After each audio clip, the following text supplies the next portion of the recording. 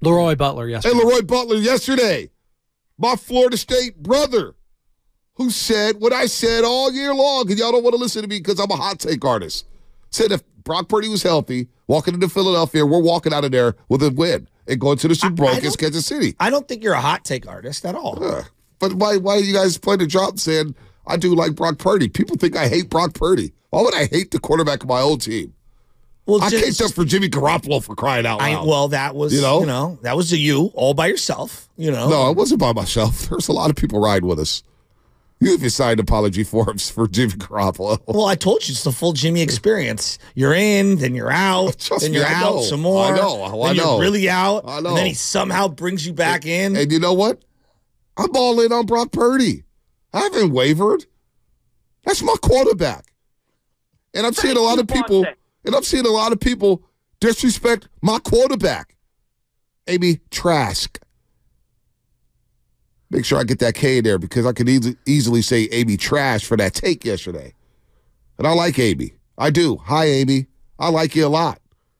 But for her to say, hey, there's CJ, there's Lamar, there's 7 quarterbacks, and then there's Brock. Why is Brock getting all the heat this week? Why? Because he's the only one that's not a first-round quarterback. Is that really it? Yeah, and people, we do this. I mean, we pick somebody to pick on, and he's the guy to pick on. I just don't care. I don't. And it's no disrespect to her. I don't care. I don't care that. Like I was joking yesterday about Orlovsky. I don't care what Orlovsky says. I really don't. Like Spinoni. Remember when we were arguing in the offseason? Jason McIntyre. And you were talking about Kirk Cousins and Justin Herbert, and I was like, I'll take Purdy over Kirk Cousins and Justin Herbert all day long. All day long. There's nothing wrong with Brock Purdy. He throws on time. He throws it deep. He throws it intermediate routes. Again, he had it's maybe the best quarterback season for the 49ers in their history. Like, that's what we're talking. It's a short list. Brock Purdy's season is right there in what he did to carve up defenses.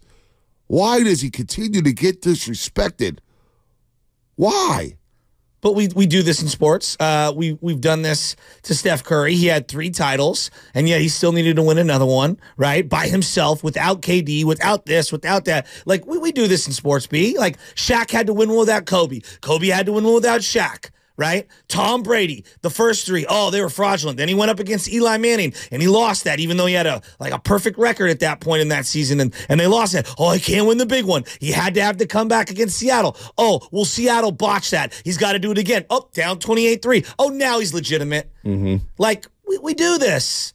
This is what we do. Barry Bonds, A-Rod. Oh, they're great regular season players. They can't do it in the playoffs. Peyton Manning can't do it in the playoffs. Right? Like, we move the goalposts. Certain people we like, and we give them the benefit of the doubt, right? And we tap out on them. Other people, we continue to make them jump through hula hoops before we're willing to give them any love. We did it with Kurt Warner. We've done this time and time again. So this offense averaged 29 points a game, third in the NFL. All right? It gave up 17.5 points per game, third in the NFL. Brock Purdy went out there coming off a torn UCL, made it back for week 1, and all he did was throw for 4,280 yards, 31 touchdown passes, and 11 interceptions. And instead of embracing a guy who was the last pick of the NFL draft and embracing him in what could become one of the most memorable North American sports stories in history, there's going to be movies made about Brock Purdy if they win the Super Bowl. Hell, the fact that he came in as a third-string quarterback, and you come in that Miami game, and your dad is not even watching the damn football game. He's out shopping. What was he, at a farmer's market? Just chilling. It was like, wait, is that my son on television? You would think in America, national pundits would embrace that. He's a great white hope. 6'2", 6'1", 220. Guy who was overlooked in the entire draft process. And yet, nobody's wrapping his arms around him outside of the Bay Area, which I don't care about. Let them do that. But all the bulletin board material that's coming Brock Purdy's way, still after that regular season, I don't know if it's laziness. I don't know if people are just not watching the games. But this guy's had perfect passer ratings this season. He's had games where I'm like, wow, that reminds me of Steve Young in the mid-'90s. Just a regular Sunday where he's throwing the ball around the yard and he'll score 35+. I don't see, like, oh, he's a game manager. He doesn't lift. What? I don't get it. So I just don't get it. Let's stay with football, right? And then I'll go to other sports. But, like, the clear one in our market is, like, Steph Curry was doubted at every turn. He was a top 10 pick. We're acting like, you know, and believe me, he overcame odds. I'm not diminishing that, but, like, we act like he was an undrafted. So maybe it's just a Bay Area thing. No, I think it's bigger than that. Russell Wilson was doubted at every single turn. And then eventually we gave in, and now he's being doubted again. Can we just keep it Bay Area for a second? Yeah. Because now I'm thinking. Lincecum was the same way. I was just going to bring him up. Lincecum was, I was just going to bring him up. Okay, great example. And we do this because of height and weight and body type. Matt Cain, Lincecum was a conversation forever. How many Giants fans did you come up to and you go, who would you pay long term? Well, I'm paying Matt Cain. Yeah. He's bigger and stronger. That's what most people would say. They both lasted the same amount of time. Mm-hmm. Like, basically, both had worn themselves down to the nub by about 2013. Right. They were both finished. Right. You know, Cain had the bone spurs and Lincecum had the hip issue. And they were both done. And they were both great. And I love Matt Cain. Lincecum was better.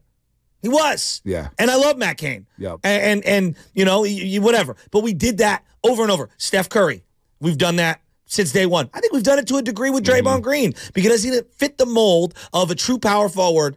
Like, what is he? Right. Like, what exactly is he? He's not conventional, you know? And so I think at times we've done this to Deebo Samuel. Well, he's not a traditional wide receiver, and he's not a traditional running back, you know? And I think at times we diminish that. Right. And I think that we look at what someone doesn't do as opposed to all the great things they can do. Yeah, no, I'm glad you brought up Tim Lincecum because he was doubted. All he did was win 2 Cy Youngs, and I know it was short-lived, but he was generational, man. The it factor, the sizzle when he got to the yard, cameras everywhere. There was Tim Lincecum Day, and then there was every other day, right? Lincecum Day was the one. And so you're spot on with that.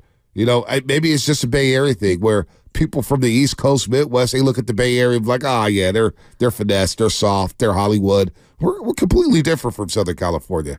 But maybe it's just a Bay thing because Steph was disrespectful. The fact that Steph Curry had to win a Finals MVP to validate his greatness in a lot of people's minds was just absurd. Well, right? No doubt it's absurd. I mean, like, he had to have a 40-something point game in a finals for them to finally tap out. Right. It's ridiculous.